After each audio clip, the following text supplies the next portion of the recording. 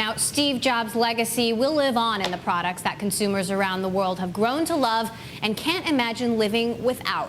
One of his last big visions was conquering the living room. An Apple-branded television that seamlessly syncs the content on all of our devices may be the final act in Steve's revolution. I'm joined now by Bloomberg contributing editor Paul Kedrosky out in San Diego and Bloomberg West analyst Brian Marshall of the ISI Group. Gentlemen, welcome to Bloomberg West. Brian, let's start with you.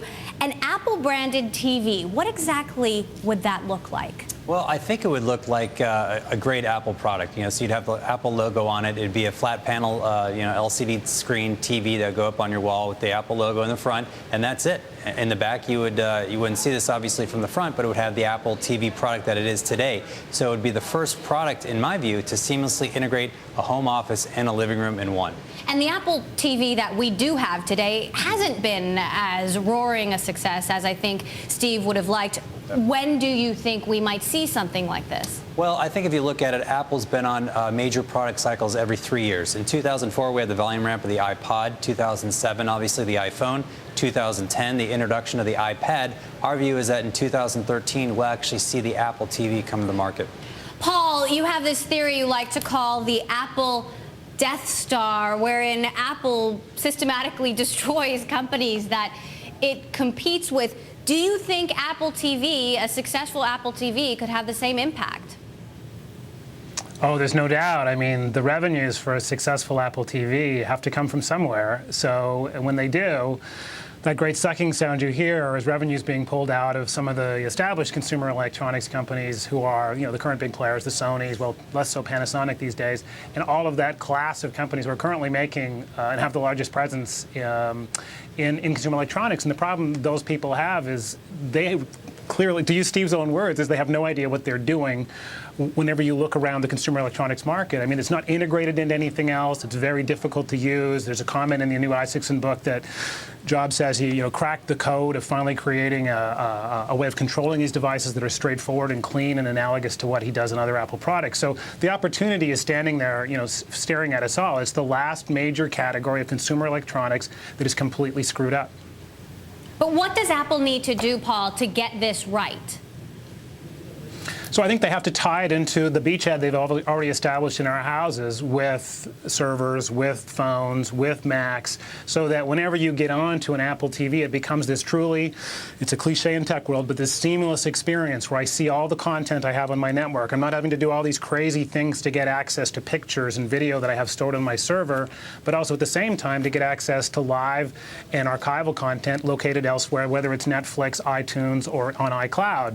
And so it becomes this entirely seamless experience, bridging local content, TVs and video and pictures, with remote content, whether it's live or archival, and you just make that so clean and seamless that people sort of can't resist using all these different kinds of content. The same way that he sort of did a similar thing on the iPhone with voicemail. I mean, who really, dealing with voicemail was terrible in the past. It was just this nasty serial technology, so people had it but didn't use it or tried to ignore it. And it's the exact same experience you want to create on the television for actually getting people to use all these services and grow the market. And that's a key point, to actually grow the market of services that are available over the television. Well, obviously, we've been seeing so many new revelations with this book coming out, speeches from family and friends. What to you stands out as one of the most surprising things you've learned, Brian, about Steve in the last couple of weeks?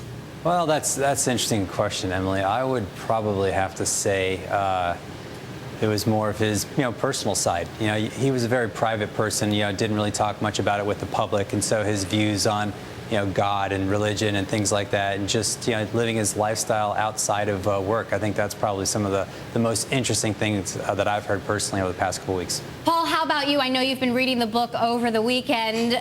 Some not so flattering things have come out about Steve. What's kind of the thing that's sticking with you?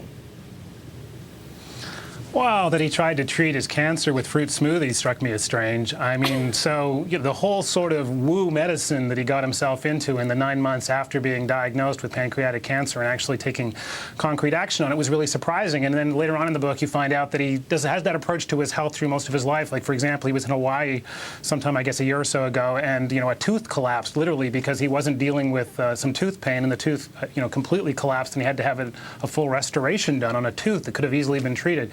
So I found that completely bizarre for a guy who was otherwise as straightforward and logical as he was. But the thing that I find strangest in the entire book is how, by comparison, and this is completely bizarre, is Bill Gates in the book comes off even worse. So Gates comes off, I was trying to come up with an analogy, like, you know how you're in a foreign city and there's a guy standing in the middle of the road with a camera and you're saying, get out of the middle of the road, you're going to get hit by a car. He's taking a picture of a church or something.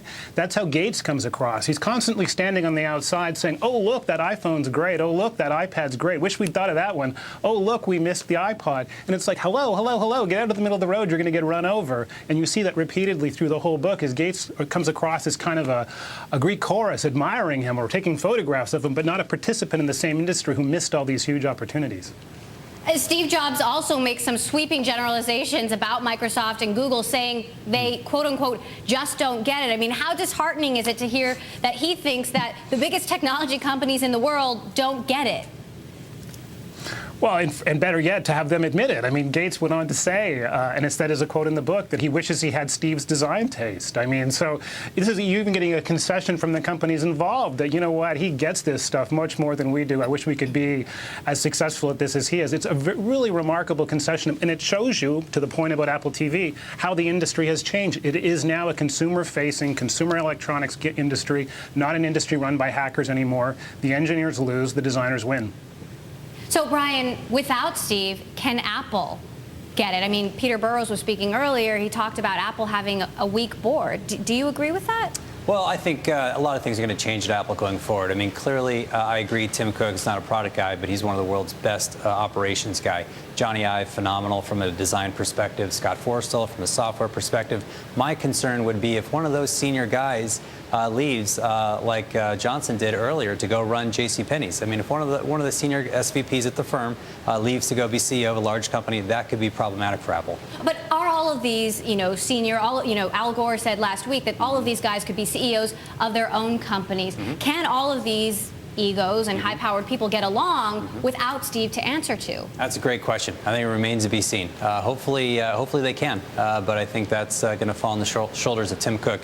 Obviously, Tim's no pushover. I mean, he drives a very strong organization from just a regiment perspective. I mean, the thing about the supply chain logistics of managing a company that's going to do $150 billion in revenue next year, it's pretty staggering. So he's got a lot on his plate, and that's one of the things that he has to deal with. Paul, quickly, we've got about 30 seconds left. Do you think that Tim Cook can keep the shine on Apple?